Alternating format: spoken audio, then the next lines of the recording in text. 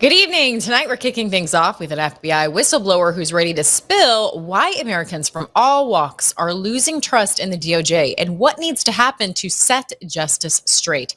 Then a private investigator joins to uncover the latest secrets in the Jeffrey Epstein saga, what's really hiding in those sealed files, and how the deep state might have been able to conceal the biggest scandals from our current DOJ. The news you need to know, but with solutions and hope. This is Get Free with Christy Lee.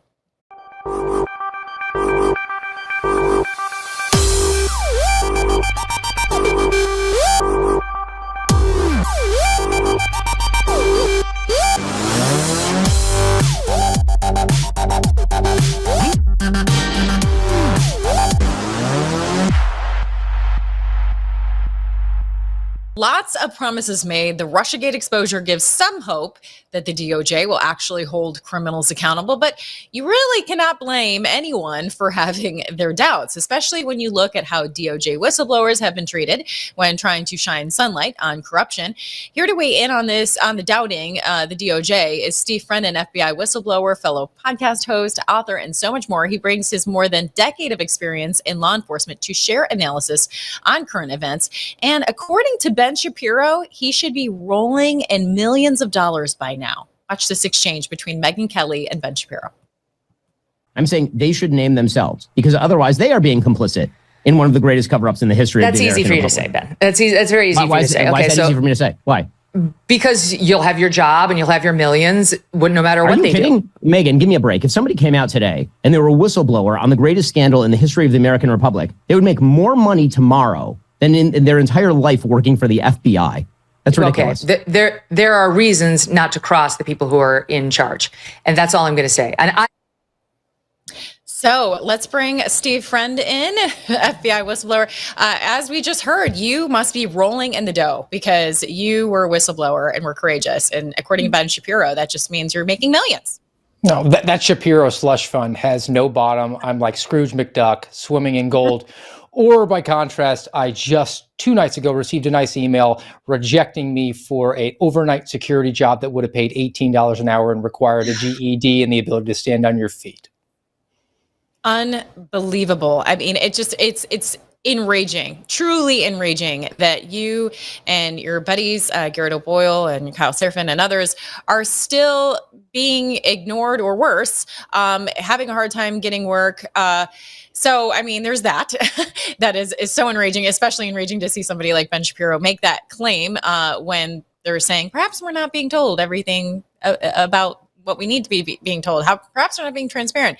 But let's start with those that are making millions or have made millions, and that's the conspirators. I noticed that you had shared that as far as the information coming out of Russiagate, that it was revealed that certain people made millions, and they were Peter Strzok and Lisa Page, right?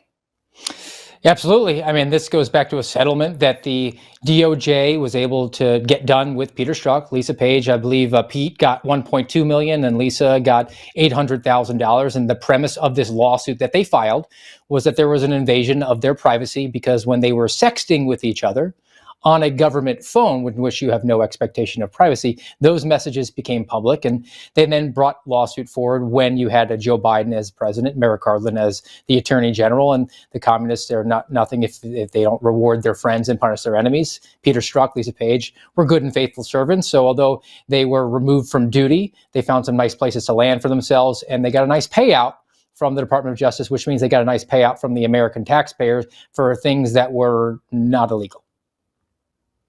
Now, when I wanted to get your feeling on what is being revealed by Tulsi Gabbard, declassifying more information. Really, she's calling this treasonous. A lot of the information, though, if you were paying attention to the right people, many of us already knew. So this is kind of like an Epstein point too, where we're said, check out all this information. It was like, oh, I actually kind of already knew all of this. What is your thought on that? And obviously, people are saying like, yeah. But we're not going to see anything done about it. How are you feeling?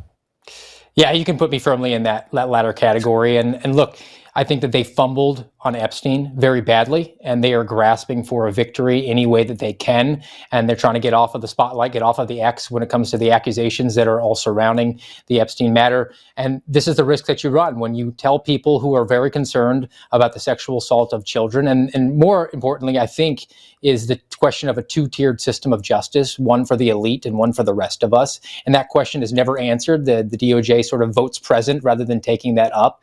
You've effectively taken a mountainous concern and told us that it's a molehill. It's not something that we should be concerned with and we should just move on. And the risk to that is that we can turn around, flip the script on you. And then when you're bragging about how great the economy is, or we're going to go after other people, then we can always be dismissive of that and say, but you did not take up our concern, which was ultimately the question of, do we have this two-tiered system? Now, for this new revelations, they're not really new. If you're paying attention at all to guys like Lee Smith, Tracy Beans, and others who have been on these matters for years now, almost a decade, this is not new information. I think that it does raise, again, the question of the two-tiered system of justice, but I'm also concerned that we're going to try to pivot. We're going to throw out some red meat to the base, scratch the belly of that id, and say things like Obama and Comey and Biden, and just throw these names out there, and people get their hopes up with it, and they're hoping to maybe just wait it out, get through the summer, get into the fall football season, holiday season, and then bam, we're back into the midterms. And you take Mark Levin the other night in his discussions on his television program saying, well, we just need to move on from Epstein because, as he told Mike Johnson, we just got elections to win. So I am more sanguine, I think, than most on this matter, because I'm still waiting for accountability across the board on basically any question. Where is the person in government who abused their position and their authority and their power to go after their political enemies and to personally enrich themselves? Not one, and we are now 6 months into this administration, more than enough time to bring forward a lawful, judicious investigation. Not one has been indicted and brought into any sort of custody. It's really hard for someone like me, totally on the outside, to understand what in the heck is going on. I used to listen to Bongino quite frequently. To my knowledge, he had some of you guys on. This seemed to be a priority of his, and then nothing. I mean, it doesn't make any sense. Do you have any theories of why this has been ignored? Why you guys haven't been offered reinstatements? I mean, it just blows my mind. I just don't get it. Do you have any insight? Well, I mean, my attorneys have been in conversations in back rooms with representatives of Congress, with the Department of Justice, and parenthetically with the FBI. There's been some very disturbing comments that have been made, and just sort of head scratching, where suddenly all of us who came forward for the right reason at the right time in the right way, we all suddenly have character issues, which was something that was messaged really hard on social media. I kept seeing that pop up, that term come around with people who are reliable mouthpieces for people in the Department of Justice and the FBI, which means that it's just not organic. It's pretty much astroturfed at this point. I think that it does eventually send a chilling effect. It sends a message that regardless of who is in charge, the worst thing you can do is embarrass the FBI, and they want to dissuade individuals from coming forward and bringing their concerns and not coming out on your show or on social media, but actually bringing forward concerns to Congress and the Inspector General's office, or even just your immediate supervisor and superiors. Like, that's the law. That's what whistleblowers are about. And they don't want that concern. They want good and faithful servants who just put their head down and do what they're told, just follow orders. And take no greater example than when Kash Patel, Dan Bongino did a nice sit down on Fox News, that first one they did together. And the question was about Stephen Jensen, who was the J6 warlord. He was a section chief over domestic terrorism operations section. He was the architect of the way that the FBI went after J6ers. He has now been promoted multiple times, once underneath Kash Patel and Dan Bongino. He is the assistant director in charge of the Washington field office. And they took quite a bit of umbrage for being criticized with that. And Director Patel made a remark effectively saying that he raised concerns, Stephen Jensen, about what was going on. But at the end of the day, he just followed orders. And that is what the American people should want. And that is not what the American people sent a mandate for last November. That's not what anybody should want from law enforcement officers who actually swear an oath to protect, defend the Constitution, protect their fellow citizen against fraud and force. And if they see that their agency is off the rails, they are duty bound to throw the flag and raise the alarms, because it is never acceptable to just file all orders that are out of step with the Constitution, the law, ethics, and morality. And that's what's such a huge head scratcher for me, and I'm sure many others, because speaking of character, I guess I'll just speak for myself. I would never have thought that someone like Dan Bongino or Kash Patel would have the character to be like that. Like, I would have expected them to be like, no, you always got to do the right thing, not like Comey says to do the right thing, but like the actual right thing, and would scoff at this leadership problem. But it's interesting to me because the agencies aren't the only ones that have had leadership problems. I mean, this has been addressed in the military, and I really enjoyed watching Pete Hegseth bring in Stu Scheller, who I've interviewed multiple times as well, who spoke out and received a lot of flack for it and punishment for it in the military. Now he's been brought in to address those problems of leadership in the military, the error in promotion. So let me play a clip from their announcement and get your reaction to this on the other side. America's sons and daughters who serve in our military deserve the best leaders commanding them, which is why we need to reform the promotion system at DoD, how we get those leaders. We're proud that Brigadier General Anthony Tata has just been confirmed as our Undersecretary of Defense for Personnel and Readiness. His predecessor, Jay Hurst, signed a memo tasking the services to support reforms that I've asked my friend, Stu Scheller, you know him, to recommend changes by looking at the entirety of the selection and retention process for our military's officer corps. And that includes training and professional military education, officer evaluations, promotions, and command selections. And Stu, thanks for doing this for us, man. Thank you, sir. Appreciate it. How we reform the force and identify talent, I think, is one of the most important things we can do, sir. So I believe this initiative is something that is going to lead us to victory in the next war. And to you, sir, I appreciate the honor of serving in your administration, but I'm not going to rest. I'm not going to stay quiet. And I'm going to keep fighting until we get this right, because people You get the point. So basically, you know, he's one that went viral for coming and speaking out, and you know, it wasn't something he was allowed to do, but he had the bravery to speak out with problems in the military, and now he's actually been brought in to do something that he's passionate about and fix the promotion. And it sounds like there's parallels to me as far as how this promotion things work up. Like, you either suck up to about who's above you to get those promotions, or, you know, suck up and shut up, essentially. And that's not how it should go in the military nor in these agencies, right? No, it shouldn't. It should be completely merit-based. But look, I can only speak from my own perspective here, working for a federal agency like the FBI. Anybody who wants to get promoted just never says no to a bad idea, or they invent a solution and then look for a problem to apply it to. There's a revolving door of people who really don't have a lot of subject matter expertise, particularly in federal law enforcement, because of the weird quirks that are involved with the age and mandatory retirement. So if you want to actually ascend to the upper echelons of the pyramid of the FBI in the managerial structure, you have to devote enough time to get there. So that process has to start very early in your careers, which is why if you look at the resume of just about everybody who's on the 7th floor of the Hoover building, they have less than 6 years of actual investigative experience. And that's when they started their promotion, 18 months back to headquarters and then back to the field, and 18 months back to headquarters and then back to the field. And by the field, for most of these people, it's Washington, D.C., Richmond, maybe Baltimore. So they're never really leaving the swamp. And those are the people that surrounded Dan Bongino, surrounded Kash Patel the day that they walked in and started whispering sweet nothings into their ear and completely bubble wrapped them from actually carrying forward the mission. So the director of the FBI sets the vision, and the deputy director is supposed to implement it. But if you listen to their media hits, they will talk all about being briefed up on the most high priority important cases that are going on in the FBI. That is not their job.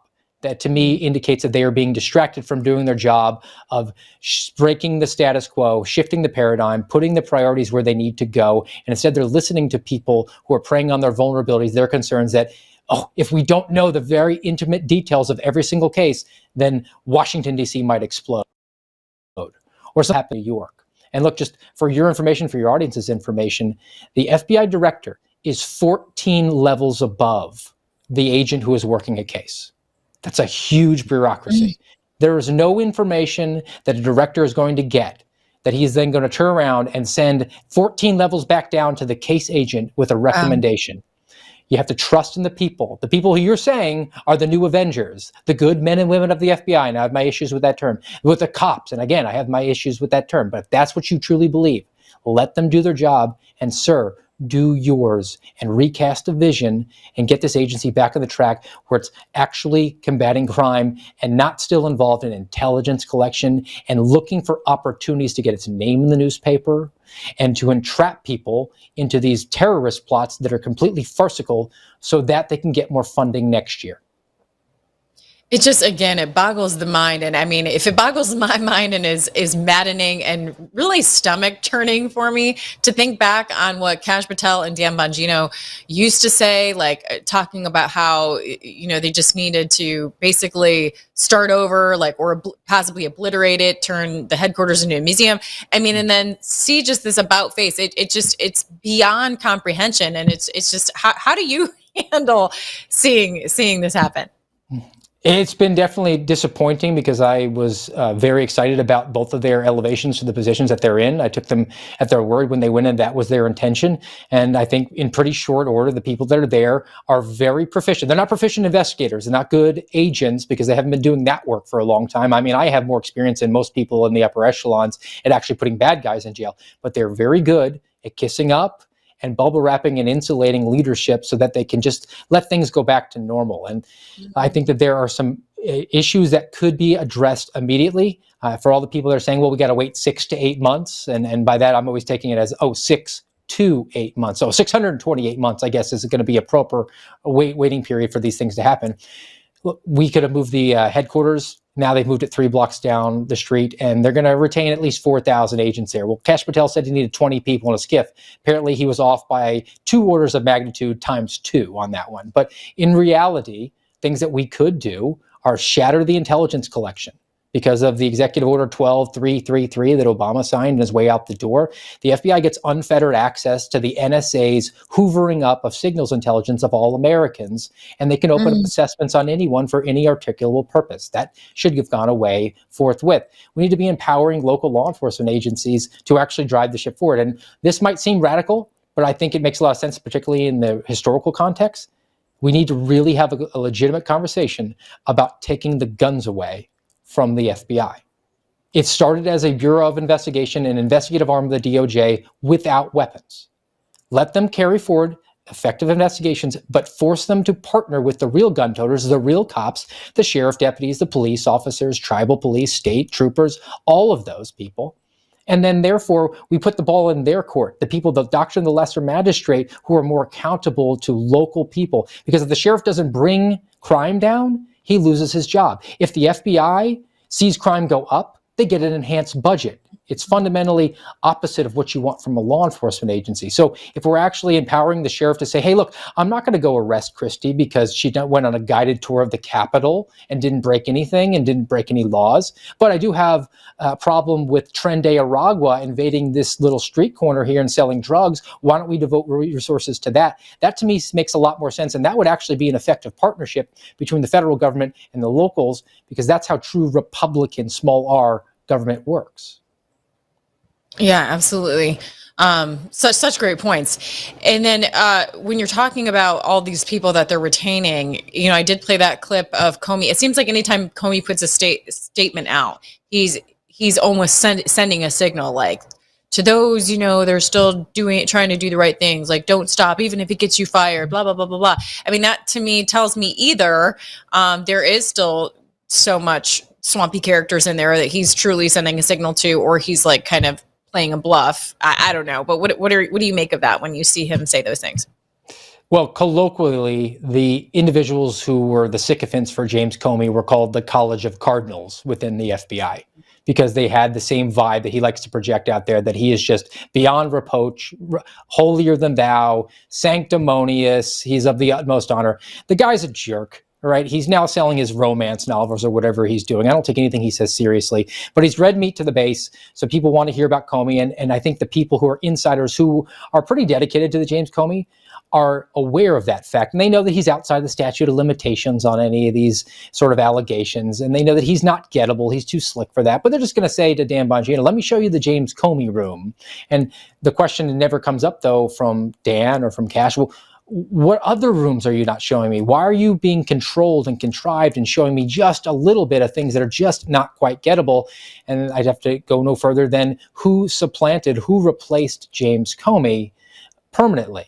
Christopher Wray. I don't hear his name mentioned at all. And the same people that were devoted to James Comey immediately pivoted to Chris Wray. Chris Wray is gettable.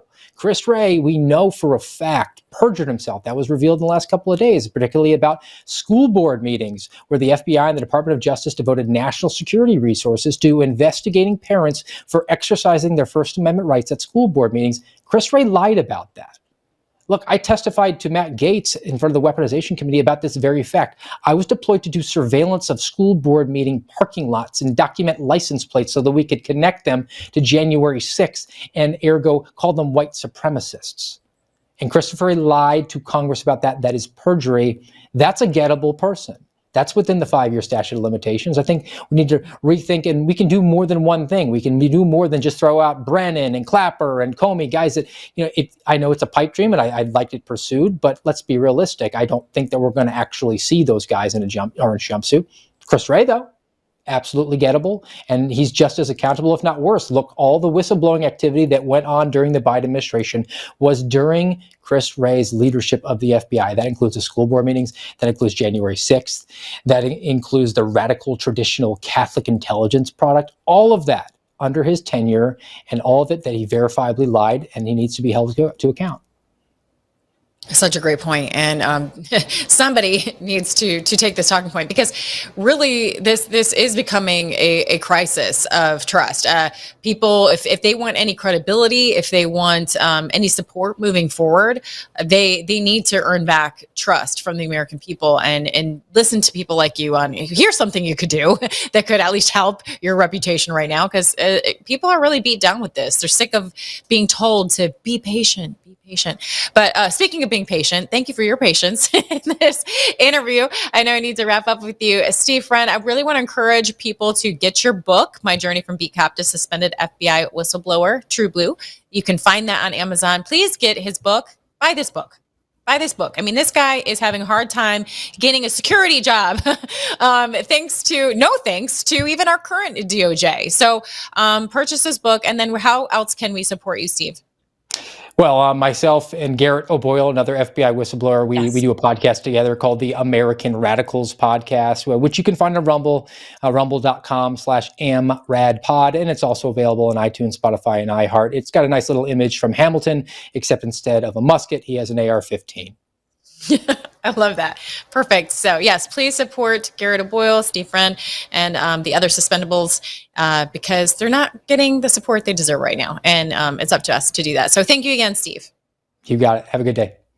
Up next, a private investigator who has worked in counterintelligence has a smoking gun theory about what happened to the Epstein investigation. But first, just want to encourage you to go over to mypillow.com/KL. Use promo code KL. As you know, our friend Mike Lindell has a passion to help everyone get the best sleep of your life. And he didn't stop by simply creating the best pillow. He has the best bed sheets ever. They look and feel great, which means an even better night's sleep for me, which is crucial for my busy schedule and having an infant that doesn't really want to let me sleep. Mike is offering the best deal on his Giza Dream bed sheets, any size, any color, just $49.98. You see there, any size, any color, take your pick. Order, because when they're gone, they're gone. You'll have less choices there. And for a limited time, when your order is over $100, you will receive $100 in free digital gifts. Also, he is adding new and awesome products all the time. In particular, I love this premium energy drink, Rev 7. Tastes great, gives you energy, has no sugar, no caffeine, so you don't experience those jitters and crashes that we've all been through with other energy drinks. Now, what makes this drink so special is the Cognizin, a premium nootropic that helps fuel your mind, and Go BHB, a primary ketone in your body that provides the most efficient and cleanest fuel ever. So if you have teens like me that are always trying to get those yucky Red Bulls and all those other weird energy drinks, maybe switch it out with some Rev 7, and you can feel a little bit better about them reaching for a cold can of energy drink. But do it now. Go to mypillow.com. Again, use promo code KL and get your discount and support the show.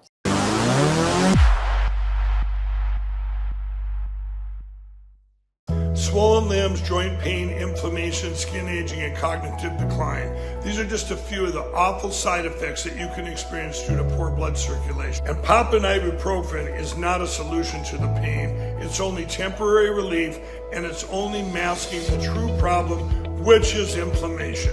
Researchers are saying to add this Antarctic super nutrient to your diet. I'm talking about omega-3 fatty acids, but not just any form of omegas. These particular omega-3 fatty acids are sourced from wild-caught krill. Has been shown to support healthy blood pressure, circulation, brain health, as well as reduce inflammation, swelling, and joint pain. For a limited time, you can grab Native Path Antarctic Krill Oil for up to 66% off plus free shipping. Just go to getkrill.com/Lindell right now to get your special offer. Friends, we all know the truth. Big Pharma and the federal bureaucracy have made a mess of healthcare in this country, and boy, that's an understatement. President Trump signed an executive order to bring prices down, and that's a great step. But we know that real change takes time. There's one pharmacy that is already stepping up. I want to tell you about All Family Pharmacy. They're not waiting. They're taking action now with a summer sale that gives you the power to take control of your health. Right now, through the end of June, you get 20% off site-wide, no insurance required. Did you hear that? 20% off site-wide, no insurance required. They work with licensed doctors in all 50 states, and they ship fast straight to your door. Whether it's ivermectin, hydroxychloroquine, methylene blue, antibiotics, emergency kits, or your daily prescriptions, this is a time to stock up. If you believe in medical freedom, if you're tired of waiting for someone else to fix things, do what I do. Take action. Go to allfamilypharmacy.com/Lindell and use promo code Lindell20, Lindell 20 for 20% off your entire order. That's allfamilypharmacy.com Lindell, promo code Lindell20. Let's protect our families, defend our freedom, and make America healthy again together. The last time President Trump was in office, gold soared 50% and silver went up a huge 53%. Americans who invested in silver and gold during Donald Trump's first presidency are very happy that they did it. And right now, gold continues to soar to the highest numbers in history. These gains are just an appetizer for what's to come. Some market analysis are saying that gold is predicted to rise another 30% in the next year alone. So now's the time to invest in gold and silver, and that's why I partnered with Fisher Liberty Gold.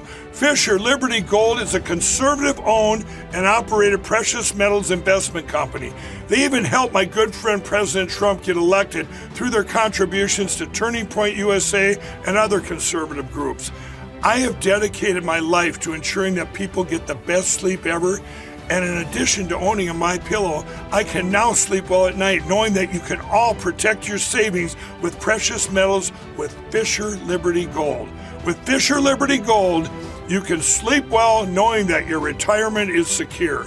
And if you call now, you're going to receive your very own presidential gold guide and qualify for up to $20,000 in free silver. But wait, there's more. Call now or text metals to 26786 to receive your presidential gold guide from Fisher Liberty. And for a limited time, I will send you a free MyPillow for qualified accounts. This presidential gold guide from Fisher Liberty will tell you exactly why you need to own gold even while Donald Trump is president. And just by calling in, you get a free MyPillow for a limited time for qualified accounts, and up to $20,000 in free silver. So don't wait. Call 1-888-4GOLD-19 or text metals to 26786 today.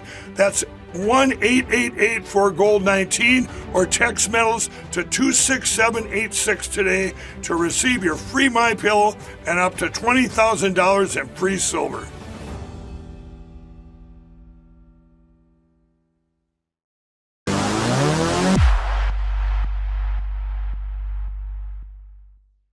LA private investigator. His name is Nils Grevelis. He got a start as a soldier conducting clandestine security, border, and counterinsurgency operations in the Pacific, Mediterranean, and Latin America. The late 1990s saw Nils Grevelis investigating the Wonderland Avenue murders, or more correctly, the cover-up of the murders and the connections between Los Angeles City Hall and organized crime. He is also the author of Skullduggery and Sub Rosa works, which were published in 2013. So, Nils, excited to get your take on this. Thank you so much for joining me. It's my sincere pleasure, Christy. How are you today? I am doing good. It sounds like it's another Friday of mostly winning for the Trump administration, but this topic in particular, Epstein, has been really dragging things down, losing his base. It's just more of the gaslighting and distrust of the government. It's not doing him any favors, is it? I don't think that it is, but at the same time, President Trump has a tendency to wear invisible galoshes and raincoat. None of this seems to stick for very long, and our friends in the mainstream political media, when they have nothing else, they're happy to make things up. And I think we're seeing a little bit of that over the last 24 hours. I think the Epstein situation is at best poorly understood, mostly because of gaslighting by the media. They're not terribly curious about certain aspects of it, which I'd love to discuss with you, Christy. Yeah, absolutely. I mean, that's what you're here for. I mean, do you want to start with how this all first broke, the leaking of the memo? Anything that flagged you there? I think it's completely fictitious. When was Rupert Murdoch favorably disposed toward Donald Trump? Isn't he an enormous fan of the Clintons? Didn't he donate tens of thousands of dollars to Hillary Clinton over the years? Didn't she maybe take a little bit of that money and use it to pay Perkins Coie and Christopher Steele in 2017, 2018? Let's back up a little bit, Christy. Ghislaine Maxwell, she's still alive, which is kind of curious. She has multinational citizenship. She could live anywhere in the EU. She has French citizenship, UK citizenship, and she's a naturalized American citizen. Why didn't she flee?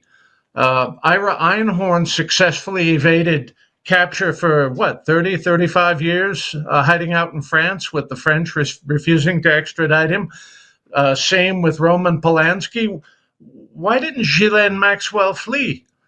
What if what Maxwell and Epstein were doing was a honey trap for an intelligence agency, say MI6, or maybe our own Central Intelligence Agency, or maybe another agency like perhaps Mossad? Ghislaine Maxwell's father was a Czecho national who fled that nation in the 30s and went to work for the British. He was in the British military during World War II. And when I examine his profile, he looks remarkably like MI6 or Special Operations Executive during World War II, or maybe other things. It looks like a Bond villain, honestly. So what if Ghislaine Maxwell was the boss and Epstein was just the facilitator, the hotelier for this Pitcairn Island in the Caribbean that was set up to lure in the wealthy and connected to be played for intelligence purposes? What if that's part of it? And I have questions also about how Mr. Epstein was stored and housed once he was in custody. If he was on suicide watch. Before we dig into that, let's unpack a little bit of what you said. There's a couple of different things that are interesting here. As a private investigator, you're identifying evidence that you think relates to the case. And so you're bringing up this element of clear evidence of connections to Mossad. And anytime that you bring up any of those elements, there's a lot of this anti-Semitic talk. It's like you're not allowed to even bring up that evidence. So curious to know, let's start there. Curious to know what you think of the immediate shutdown with basically a slur when anyone brings up the evidence there? Well, people get defensive, and it's easy to shut things down by crying racism or sexism or homophobia. Sometimes there really is anti-Semitism. But I'll point out that I'm not going after Jewish people here. I'm not even going after Mossad. I'm just pointing out that this thing that Maxwell and Epstein were involved in clearly looks like a honey trap, an intelligence operation.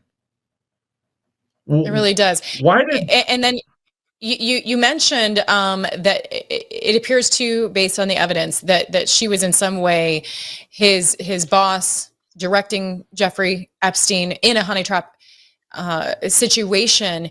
And that's especially interesting to me in light of the renewal of looking at where did this guy come from? How did a guy with no college degree become a financier? You know, there was also a recent interview of one of the Weinstein brothers talking about how he immediately was troubled by this man when he first met him.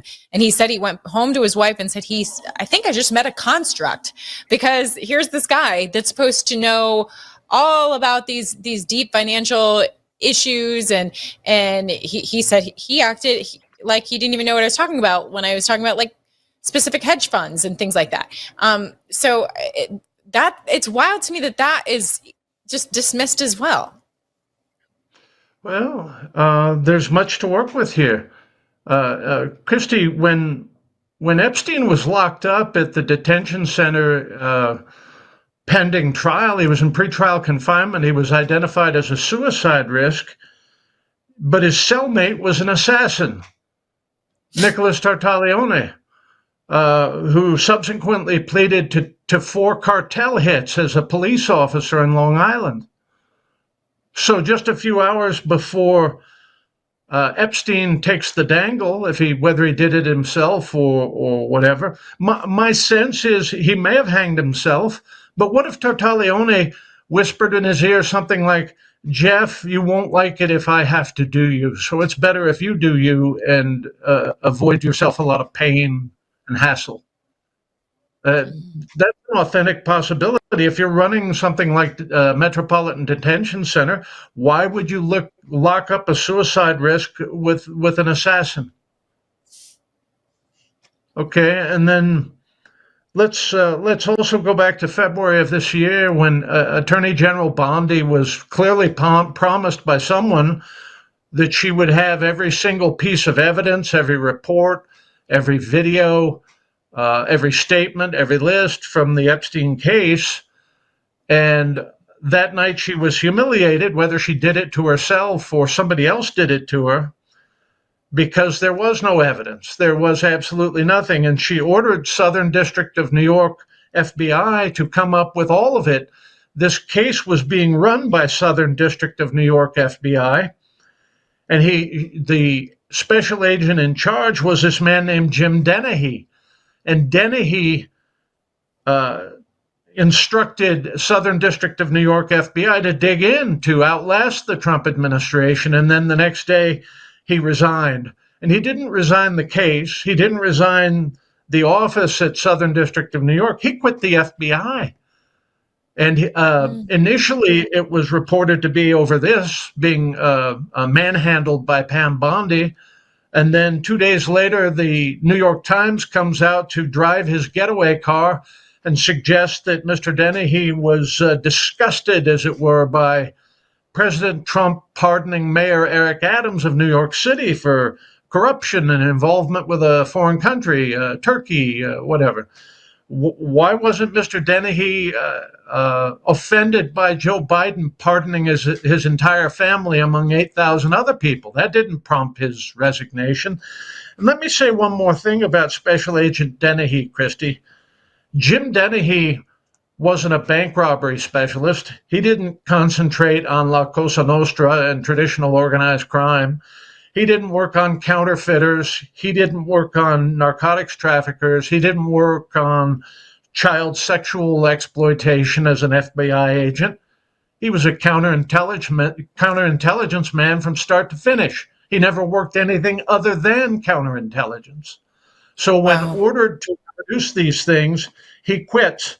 And when we go a little further back to the Durham investigation, Special Counsel John Durham had requested every single document, report, statement, affidavit, wiretap, 301, 302, whatever, from his own people in the Justice Department. It was recently revealed that they concealed 90% of it from him, which is why his report was such weak sauce, and he was forbidden to bring any case anywhere other than Washington, D.C., guaranteeing nothing other than government employees and their jury pool. I mean, how many Hillary Clinton voters and donors does it take to acquit a corrupt FBI agent or Justice Department official in anything? So my sense is that the Justice Department hid from the Justice Department evidence, FBI evidence, that sort of thing, may be under a rubric of counterintelligence. What if Jim Dennehy's mission under Christopher Wray and Merrick Garland was hide this thing, bury this thing, make this thing go away, move it over to counterintelligence so it cannot be discussed in the criminal realm? Because there's a completely different protocol for counterintelligence material. And this, I'm a former counterintelligence man. When I was in the United States Army, I went from working as a grunt in the infantry to being a counterintelligence operative. And that's what this looks like to me. Wow. I mean, that is really, really eye-opening. So the true evidence could have been manipulated in such a way that it could be moved over to the counterintelligence realm, and that would be a way to hide it. That would be a way to not be able to discuss it. Is that what I'm hearing? Yes, it would be highly classified. It would be compartmentalized. You'd need special permissions to access things, even if you're allegedly in charge, like Pam Bondi, Dan Bongino, and Kash Patel. I trust Patel and Bongino. Both of them, well, especially Patel, risked his own freedom. Just a year ago, the Democrats were talking about prosecuting the man for various things. So I don't think that he's a plant or a deep state anything, but I think that's what he's fighting. This is what we're up against. We have FBI leadership that needs to serve a search warrant on its own agency. Wow. How could they have handled the messaging better, though? Is there anything that they could have said to come out and say, look, we're dealing with a situation where evidence has been either destroyed, hidden, or manipulated to a point that we need to dig through this and get to a point to where we can even talk about it? Like, this is deeper than we thought, or something, because the messaging has just been so terrible. Well, I would agree with you, but I'll point out that Pam Bondi isn't a public relations expert. Pam Bondi's a prosecutor. And unless and until I see something to suggest that she is corrupt, that she's protecting someone from something here that clearly should be exposed, I'm going to continue to trust her. I want to also state that a number of young women were sexually abused by these people. Their identities need to be protected to the greatest extent possible. Ms. Bondi said something about much of the actual evidence was straight up child pornography that Epstein had downloaded, or potentially Ghislaine Maxwell had downloaded. There's evidence in her conviction that she sexually abused some of these young women. And those are the parts that very clearly don't need to be outed to the American public. What I would be doing if I were running this whole job as a detective is I would be impaneling a grand jury in Jeffrey Epstein's home state, which is Florida, not in D.C., not in New York. And I would be hauling former prosecutors and FBI agents in front of that grand jury, and I would be putting their feet to the fire. And if we have a bunch of people pleading the Fifth Amendment, we'll know that we're right over the target, won't we, Christy? Absolutely. So why do you think that this administration is resistant to doing something like that? I think it's very clearly headed in that direction. I think that President Trump changed gears in terms of public relations this past week and has lashed out at a few people. But this investigation hasn't gone away. When people say that it's over, that's an exaggeration. It's silliness. This will go on and on until the truth comes out. What do you make of some other new developments, like the shocking announcement that Maureen Comey was being fired, especially after being involved in this high-profile case and the Diddy case and others? Well, I think she's eminently fireworthy. Would you want Jim Comey's little girl working for you if you're trying to run any kind of a justice operation or an investigative operation or an intelligence operation? Could you trust her not to talk to her father? Her father has a demonstrable history of not just exaggeration, but making things up.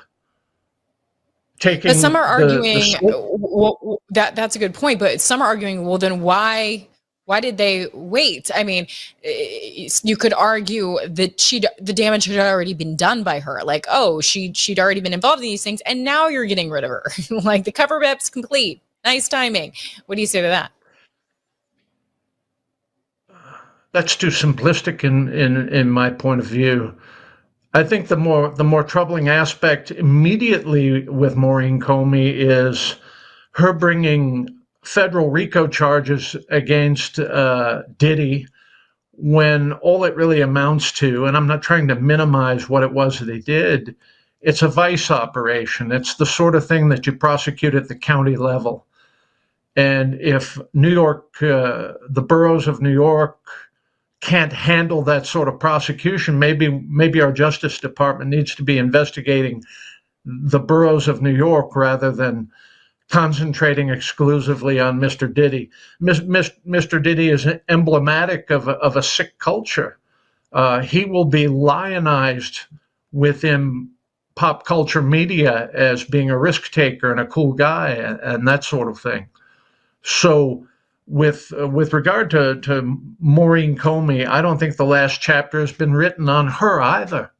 She's one of the people I would be hauling down to Florida and putting in front of that grand jury. Yeah. Excellent.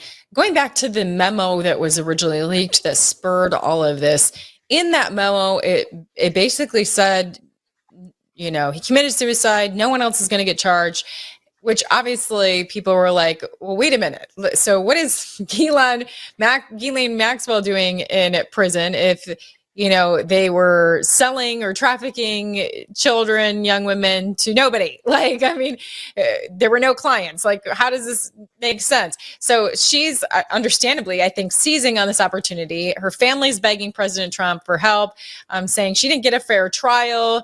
So she's seizing on this opportunity to try and get out. What do you make of all that? Well, that could be the machinations of a foreign intelligence agency trying to free up their operative, couldn't it be? And as far as this leaked memo, who leaked it and who was it leaked to? It was leaked to Axios. Was it leaked to Lindell TV? I don't think so. Why Axios? Is Axios particularly friendly to Pam Bondi? Do you think Pam Bondi's on speed dial with Axios? I don't think so. I don't think Dan Bongino has any friends at Axios. Kash Patel, I think Axios has done a number of hit pieces on Kash Patel. I don't think Kash Patel called them up and said, hey, I have a nice memo for you. I think there's been a history in our quote-unquote Justice Department of people just making things up as they go along. They'll take something from a meeting, a phone call, that sort of thing that's incomplete or distorted, and let's create a memo. There's nobody's signature line on it. Okay. But like they didn't end up denying it. They basically confirmed the memo after it was released. But I mean, based on what you're saying, it sounds like you would be more inclined to believe this was a strategic leak to a place that wouldn't be friendly to maybe get the ball moving in a new direction. Maybe to change the narrative while they continue what it is that they're doing. As I said, there's much more to learn about this. I don't believe at all that this investigation is over. This thing has been declared dead and over 5 different times in 20 years. When Mr. Acosta was handling Epstein in 2008, Mr. Acosta was the one who said, this man's an intelligence operative. Okay, that was the U.S. attorney down in Florida. So 2008, that's 17 years ago, isn't it? So it's been going on and on and on and on, and it will continue to go on until more comes out. In the meantime, it looks to me not just as an intelligence operation, but a protected one. What if it's still yielding intelligence for whomever launched it, in terms of the men who were exploited as the result of their bad behavior at Pitcairn Island with Jeffy Jeff and Ghislaine? That's a very distinct possibility, and more will come out about this, I'm very sure, Christy. Very fascinating takes. Is there anything else that stuck out to you? Anything else you wanted to share before we have to say goodbye? Well, I'd love to be back on. I have a book that I've written entitled The Last Lawman, which will be published for Father's Day 2026. And it is just a true-to-life account of operating as a private detective all over the world, based out of Los Angeles. Crime and fugitives and conflicts of interest. And I used to work on the DMZ in Korea, the lovely fortified border between the two hermit kingdoms. And I would very much love to be on your show again, Christy. You run quite an operation. I would love that. This is fascinating. I love when stories are better than fiction. I mean, you have had such an exciting life, and just continuing, and can share some really interesting takes, especially with your background in counterintelligence. Like, that was something new I hadn't heard, that perhaps some of this information was essentially hidden under recategorizing as counterintelligence. That's really fascinating. Well, Nils, thank you so much for joining me, and I definitely look forward to having you back, especially in light of your new book coming out. Thank you so much. Now, you can't afford to assume life's always going to be safe. You can see that wars, rumors of wars, Antifa violence, all that good stuff. But the easiest way to hijack a population is to control their food. So if you have to rely on the government to eat, then you are at their mercy. So get free from rising beef costs. You can go to prepperbeef.com/klbeef and stock up on all American beef from ranches in Texas, and get free from mystery meat at prepperbeef.com/klbeef. There's no mRNA jabs ever, freeze-dried, stored in mylar bags with oxygen absorbers for maximum shelf life. We're talking 10 plus years without refrigeration. And this isn't like jerky. It's not dehydrated or beef crumbles. By freeze-drying, it retains maximum nutrition and flavor. You just soak it in water for 15 minutes, and then you can cook it up, make it, eat it however you want. So premium cuts available: ribeye, New York strip, tenderloin, sirloin. Even there are some other options there for different cuts of beef. Like, I think they've been bringing back the ground beef and the chicken options as well. But either way, use promo code KLBeef15. That's promo code KLBeef15 for 15% off your order. And now it is time to go over our verse of the day, and I chose Hebrews 4:12, and here it is: for the word of God is alive and active, sharper than any double-edged sword. It penetrates even to dividing soul and spirit, joints and marrow. It judges the thoughts and attitudes of the heart. Really been talking about spiritual discernment on my Raw Faith show, which you can find on Locals. Go to ChristyLeeTV.locals.com, and you can find my show there, Raw Faith. It's a super quick daily devotional show you can join me in on. And that was one of the verses that we talked about today, because now is the time that we really need to up our spiritual discernment.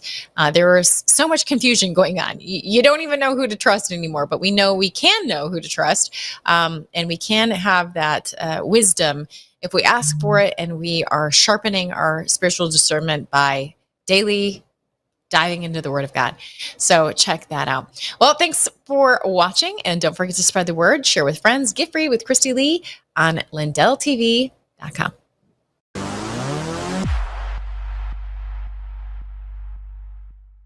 I'm pointing to Mike Lindell. That man suffered. That man suffered. The FBI thugs went up to him and they took away everything he had. He suffered, and Mrs. Lindell. Then you guys come up and serve me papers in Colorado. What is this? Sir, what is this? My Pillow guy Mike Lindell says the lawsuit is a sham. How dare him come and sue My Pillow? They went after him. It was just terrible. This was a vicious weaponization of your government.